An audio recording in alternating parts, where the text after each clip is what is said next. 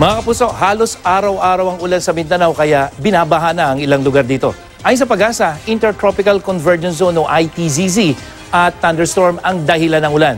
Base sa rainfall data naman ng Pag-asa ngayong Hulyo, normal pa ang dami ng ulan tinanggap ng Mindanao para sa July 1 to 18. Normal ang dami ng ulan, yung kulay green na yan, dyan sa may Caraga at ilang bahagi ng Davao at Northern Mindanao. At below normal naman o mas mababa sa karaniwan, yung kulay dilaw naman, ang ulan dyan sa may Zamboanga Peninsula, ARMM, Soc-Sargent at sa natitirang bahagi ng Davao at Northern Mindanao kung saan madalas ang baha. Kaya manatiling I am ready mga kapuso sa madalas na ulan sa mga susunod na araw.